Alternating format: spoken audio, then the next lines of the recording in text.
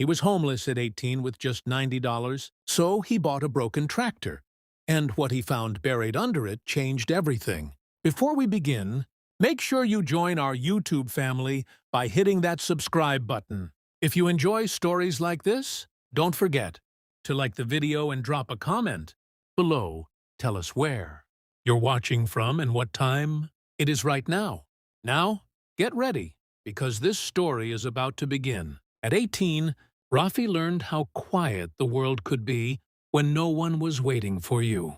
The first night he slept outside, he didn't really sleep. He just lay there behind a closed shop staring at the sky, listening to distant sounds, dogs barking, a motorbike passing, someone laughing far away. Life was still moving for everyone else, just not for him. By morning, the cold had settled into his bones. He sat up slowly, brushing dust off his shirt. His bag lay beside him, light, almost empty.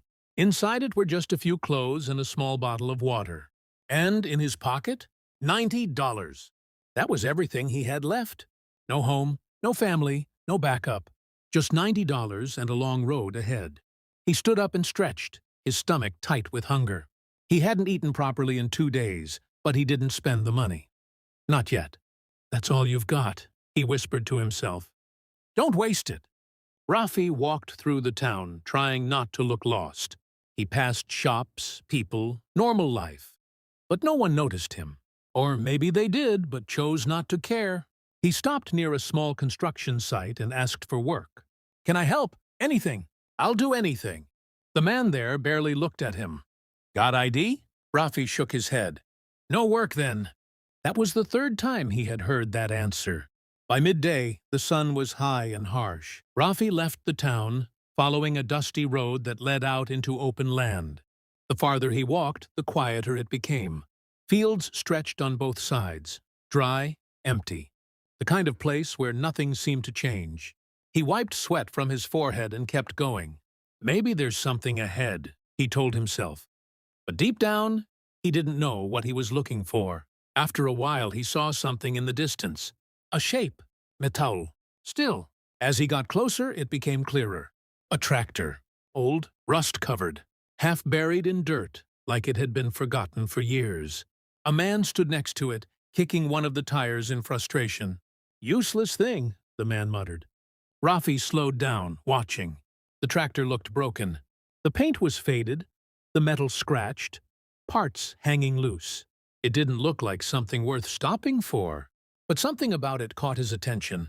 Maybe because it was the only thing around. Or maybe because, like him, it had been left behind. You trying to fix it? Rafi asked. The man glanced at him. Fix it? He scoffed. This thing's dead. I'm just trying to move it out of the way. Rafi stepped closer, studying it. Even in its broken state, it looked strong, heavy, built for work. How much? Rafi asked suddenly. The man laughed. You serious? Rafi nodded. The man looked him up and down, clearly not impressed. Kid, this thing won't even start. It's junk. How much? Rafi repeated. The man shrugged. $90. Take it or leave it. Rafi's hand moved slowly to his pocket. $90. Everything he had. If he gave it away, he'd have nothing left. No food. No chance to try again. Just a broken machine. This is stupid, he thought. But another voice inside him said something different. What if it's not? He looked at the tractor again. Something about it didn't feel like the end. It felt like a beginning. I'll take it, Rafi said. The man blinked. You're actually serious? Yes. The man shrugged and held out his hand. Your loss. Rafi handed over the money. Just like that. Everything he had was gone. The man pocketed it and walked away, shaking his head. Kid just wasted his last chance, he muttered. Rafi stood there alone, in the middle of nowhere. With a broken tractor, he let out a slow breath. Well, he said quietly, placing his hand on the cold metal, I hope you're worth it. He climbed onto the seat, turned the key. Nothing. He tried again. Still nothing. Of course, he muttered. He leaned forward, examining the engine. Rust. Dust. Loose wires. It would take time to fix. Time he didn't have. Food he couldn't afford. He sighed and slid down from the seat. Great decision, he said to himself. But as he stepped closer to the side of the tractor, something caught his eye. Scratches. Not random ones. Words. Faint. Almost hidden under layers of dirt. He wiped the surface with his hand. Slowly, the letters became clearer. His heartbeat slowed as he read them. Don't fix the engine. He frowned. What? He wiped more dirt away. The full message appeared. Don't fix the engine. Dig. Rafi stepped back. Dig? He looked around. There was nothing here. Just empty land. Dry soil. No reason to dig. This has to be a joke, he said. But the words didn't look like a joke. They looked intentional, carefully scratched, like someone wanted them to be found. He looked at the tractor again, then at the ground beneath it. His chest tightened slightly. What if there's something here? He shook his head. No, that's crazy. But then again, so was buying a broken tractor with his last money. He took a deep breath. What do you have to lose? He whispered. Then he grabbed a loose metal rod from the tractor, walked to the side, and pressed it into the ground. The dirt was hard at first, dry, resistant. He pushed harder. The rod sank slightly. He pulled it out. Tried again. Again. Minutes passed. Sweat formed on his forehead. This is pointless, he muttered. But he didn't stop, because something inside him kept saying, keep going. Then, clink! The sound froze him. That wasn't dirt. That wasn't rock. That was something else. His heart started beating faster. Slowly, carefully, he dropped to his knees and began digging with his hands. The dirt came away easier now, looser, like something had been buried there on purpose. More soil cleared, more space revealed. And then he saw it, metal, flat, hidden. Rafi's breath caught. What is that? He cleared more dirt, exposing a large metal plate beneath the ground. It had a small handle on one side. Old, rusty, but real. His hands trembled as he reached for it. Because in that moment, he understood something. This tractor was never just junk. It was hiding something. And whatever it was, he was the first one to find it. He grabbed the handle, pulled slowly. The metal plate didn't move at first. He pulled harder.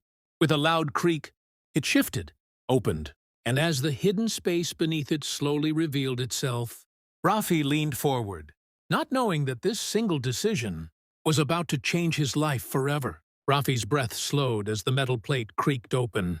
The sound echoed in the empty field, louder than it should have been. It made the moment feel heavier, like something important was happening. He leaned closer. Inside the hidden space beneath the tractor, there was no gold. No shining treasure.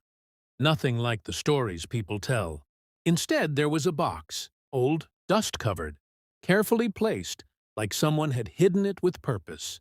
Rafi hesitated. His hands hovered over it. This is real, he whispered. For a second, he thought about closing the plate again, walking away, pretending he had never found it.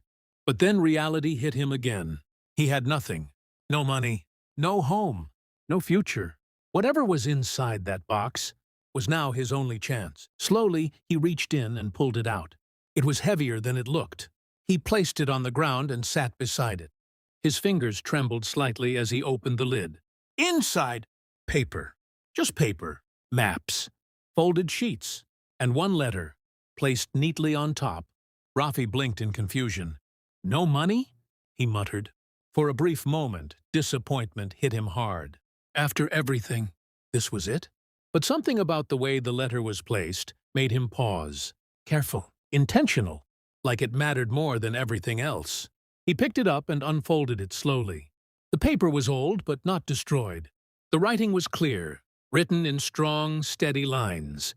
If you found this, it means you didn't give up. Rafi read the line again. His chest tightened slightly. Didn't give up? He swallowed and continued. You were not meant to fix the tractor. A small, confused laugh escaped him. Yeah, I figured that out. His eyes moved to the next line. You were meant to follow what it hides. Rafi frowned. What it hides? He looked down at the box again. At the maps. His heartbeat picked up slightly. He picked up one of the maps and unfolded it. It showed land, wide areas, fields, paths, marked points, each one circled in red. Another map showed something similar. Different land, different markings, but the same pattern, locations, important ones. This isn't random, Rafi whispered. His mind started racing. Someone had hidden this. Someone had left instructions. And now, he had them. He flipped the letter back over and read the final lines. The tractor is the key. It will lead you where others failed. Rafi slowly lowered the paper. Others? Failed? That meant he wasn't the first. Others had tried to follow this. Others had found this. Or maybe they hadn't. Maybe they gave up before digging. Maybe they fixed the tractor and missed everything. His grip tightened on the paper. But I didn't, he said quietly. For the first time in days, he felt something different. Not fear, not hunger. Something else. Hope. But it wasn't simple hope. It was sharp, uncertain, dangerous. Because whatever this was, it wasn't easy. He looked at the maps again. The marked locations stretched across areas he didn't recognize. Far. Unknown. He didn't even know how to get there. And yet, he couldn't stop staring. This could be something big, he thought. Or it could be nothing. But staying where he was, that was definitely nothing. Rafi folded the maps carefully and placed them back in the box. Then he paused. Something didn't feel right. He looked around slowly. The field was still empty, the road behind him quiet. But then, a sound. Footsteps. His body tensed instantly. Slow. Steady. Getting closer. Rafi turned. At the edge of the field stood a man, watching him. The same man who had sold him the tractor. But now, his expression had changed. There was no humor, no carelessness, just focus, sharp and cold. You found it, the man said. Rafi stood up slowly, holding the box tightly. What is this? He asked. The man didn't answer right away. He took a few steps closer. His eyes never left the box. I told you it was junk, he said quietly. Rafi frowned. Then why are you here? The man stopped a few steps away. Because I didn't think you'd actually dig. Rafi's heart started beating faster. You knew? He asked. The man nodded slightly. I knew something was there, he said. But I didn't have the patience to find it. Rafi tightened his grip. So you sold it? The man shrugged. I thought if someone else found it, it wouldn't matter. He paused. But now it does. Rafi felt a chill run through him. Why? The man's expression darkened slightly. Because that doesn't belong to you. Rafi took a step back. I paid for the tractor. The man shook his head. You paid for a chance, he said. A chance most people never take. Rafi's mind raced.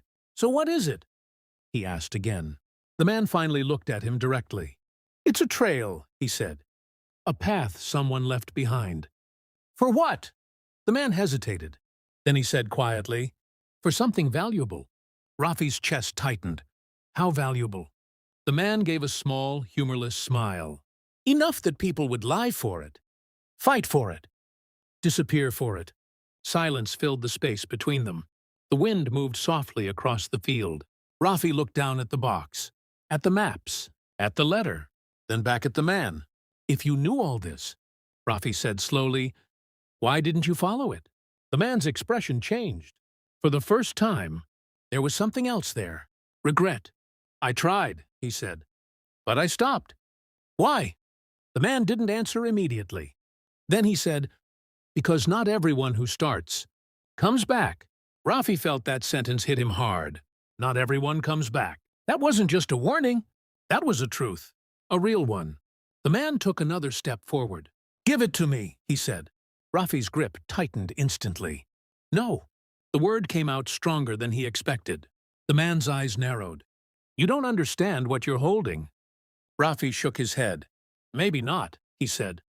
But I know what I had before. Nothing. And this? He lifted the box slightly. Is something. The man studied him for a long moment. Then he sighed. You're stubborn, he said. Rafi didn't respond. Fine, the man continued. Keep it. Rafi blinked, surprised. You're just letting me go? The man stepped aside slightly. I'm not stopping you, he said. But you should know this. His voice lowered. Once you start, you don't turn back. Rafi felt a strange weight settle in his chest, like a line had been drawn. Before this moment, he could have walked away, gone back, tried to survive another way. But now it felt different. He looked at the tractor one last time, then at the maps, then at the road ahead. "I'm going," Rafi said. The man didn't stop him. He just watched, silent, still.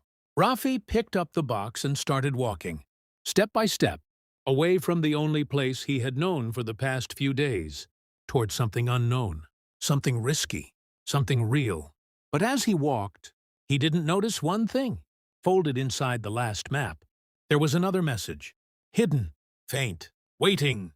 And it said, "You are not the first, and not all who follow. Survive." Rafi didn't stop walking, even when the field disappeared behind him, even when the road stretched long and empty ahead, even when his legs began to ache and his stomach reminded him he hadn't eaten. He kept going, because for the first time in his life, he had something that felt like a direction. Not a place, not a home, but a purpose. The box felt heavier in his hands now, not because of its weight, but because of what it meant. He stopped under a lone tree and sat down, opening the box again.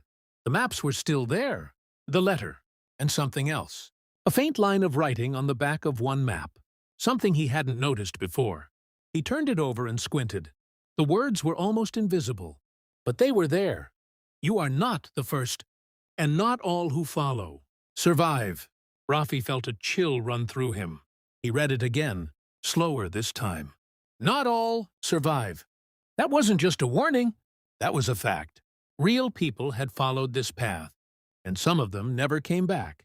He leaned back against the tree and stared at the sky. "What am I doing?" he whispered. For a moment, doubt crept in. He could still walk away, find another town, try again, work small jobs, survive. It wouldn't be easy, but it would be safe. Safer than chasing something hidden, something dangerous, something unknown. But then he thought about the nights behind the shop, the empty days, the looks people gave him, the feeling of being invisible. He closed his eyes. "I'm not going back to that," he said quietly. His voice was stronger now, more certain. He sat up straight, opened the first map again. The closest marked location wasn't too far, maybe a few hours' walk. He traced the path with his finger. "This is where it starts," he said. Rafi stood up, picked up the box, and started walking again. The land slowly changed as he moved forward. The dry fields gave way to uneven ground, small hills, scattered trees. The path became harder to follow, less clear, like it didn't want to be found easily. After hours of walking, he reached the first marked location, or at least where it should have been. But there was nothing there, just land, empty, silent. Rafi frowned. "This can't be right," he said. He checked the map again. Same spot, same mark. "This is it." He looked around carefully. There has to be something. He walked in slow circles, scanning the ground, the trees, the rocks, anything that looked different. Then he saw it, a small metal piece sticking out of the dirt, barely visible, almost hidden. His heart started beating faster. He dropped the box and rushed toward it. Kneeling down, he brushed away the dirt. It was another plate, smaller than the one under the tractor, but similar. Same material, same design. Rafi's hands trembled. "So it's real," he whispered. "This is real." He grabbed the edge and pulled. At first it didn't move. Then slowly, it opened. Underneath, another hidden space. And inside, another box. Rafi stared at it. Another one? He pulled it out and opened it quickly. Inside, more maps, more markings, but also something new. A photograph, old, faded. It showed a group of people, 5 of them, standing next to a tractor, smiling. Rafi's chest tightened. These are the ones who started it. He looked closer. Their faces were clear, real, happy. But on the back of the photo, there were names, 5 names, and next to each name, a small mark. 4 of them were crossed out. Only 1 remained, not crossed, not finished. Rafi's breath slowed. Only 1 made it? He whispered. Or maybe only 1 was still trying. He looked at the last name again. Something about it felt important. Familiar. But he couldn't understand why. Then he noticed something else. Under the photo, a small key. Rusty, old, but carefully placed. Rafi picked it up. What does this open? The wind moved softly around him. The world felt quiet again. But now, it felt different, not empty, not lost, like he was standing at the beginning of something much bigger. He looked at the new maps, the new markings, the next locations, each one leading further, deeper, harder, more dangerous. He took a deep breath. This isn't just about finding something, he realized. It's about finishing something. Something others had started. Something they couldn't complete. Something that was still waiting. Rafi stood up slowly, the box in his hand, the key in his pocket, the maps in his mind. He looked ahead. The path was unclear, uncertain, risky, but it was there. And this time, he didn't hesitate. I'm not stopping, he said. Not to himself, not to anyone, just to the silence. Because now, he wasn't just surviving anymore. He was chasing something, something that could change everything. But as he took his first step forward, one final thought crossed his mind. A quiet one, a dangerous one. If only one person had made it this far before him. Then the real question wasn't what he would find at the end. It was whether he would make it there at all.